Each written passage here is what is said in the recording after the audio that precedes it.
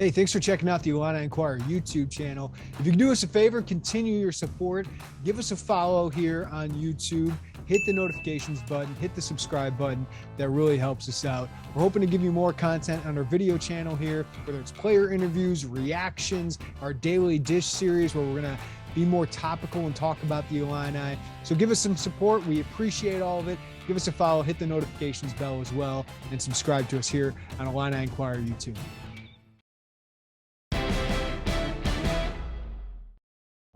I'm Jeremy Werner, and this is your Daily Dish. Brad Underwood's patience has been rewarded. A big-time get out of the transfer portal. Terrence Shannon Jr.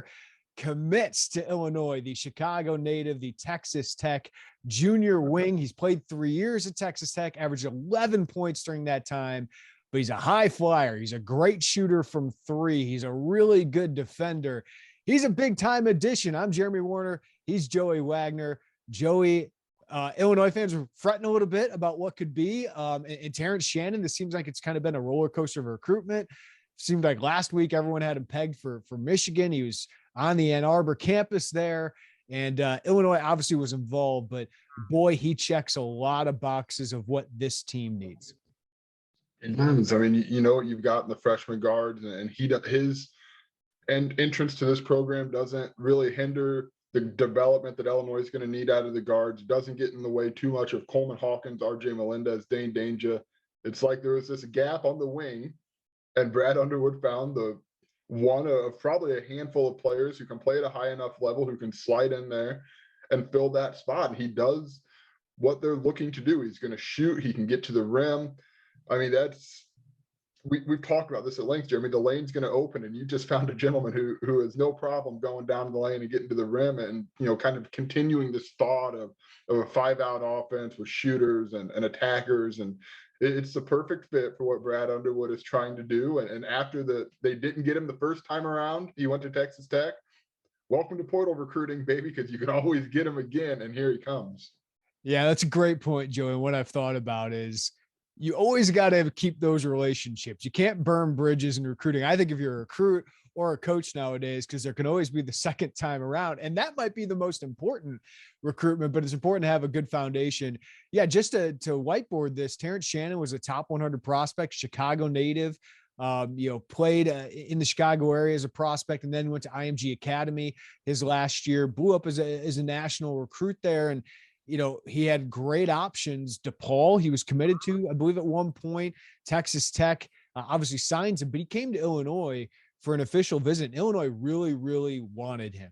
Is a 6'6" guy who could shoot it a little bit at that point, but just athleticism, length, things that Illinois has needed the last couple of years, and certainly addressed last offseason by adding RJ Melendez and Luke Goody, but Melendez especially. Shannon comes in as a proven commodity on a team that sorely needs experience, right? I mean, 2 years ago was all Big Ten third team, averaged 12.9 points, 4 rebounds, shot 36% from three.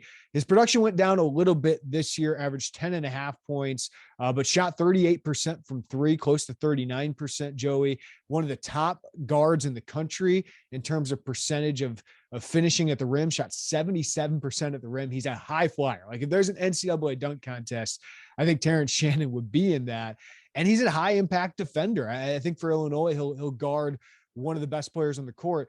The one concern you would have is, Terrence Shannon was on a really good team. He decides to transfer, enters the transfer portal basically as Texas Tech leaves from the Sweet 16. But he had some back injury this year, had a nagging back injury. You wonder how that'll impact. Is he a guy that's going to try and get his all the time? I don't know if that's going to be the case. I think his role at the NBA is going to be a 3-and-D with athleticism, can slash a little bit. But man, on paper, this looks fantastic for a team that has nobody coming back that's averaged double digits, nobody coming back that you can count of. That's our lockdown wing defender. He fits both those things so well. Yeah, I think some of the pitch, if you're Illinois, would probably have been, hey, there's going to be a chance. I know you were on a loaded Texas Tech team last year. There's going to be a chance for you to come in and go on full display here. You got to earn that chance, right? There's going to be talent around you. But obviously, everybody wants to get to the league. And now there's a chance for it seemingly on paper, Jeremy, for Terrence Shannon to put everything together, to put everything on tape that he wants to put on tape. And Illinois' got minutes to go around. We have talked about this at length, and there's probably still going to add to the portal. Thank God I will avoid a bicycle ride to any number of Big Ten cities. But We got to yeah, I address mean, that later in the podcast, by the way. yes, yeah, but it makes sense, man. It makes sense for Terrence Shannon. It makes sense for Illinois. I'm sure the appeal of coming back to the state was important for him. I just think that the back injury you do have to address. I'm glad you brought it up because you have to. I mean, it did cost him some games. Did it cost him late? No. I mean, but these are all things you have to consider. It's part of transfer recruiting. You have all this stuff on tape. You have all these different people to talk to, but you also have more of a body of, okay, what's this, and you got to get into that. But I'm assuming if Brad brought him in, there's not a high level of concern there, similar to Sky Clark and his knee, but on court, man, makes sense.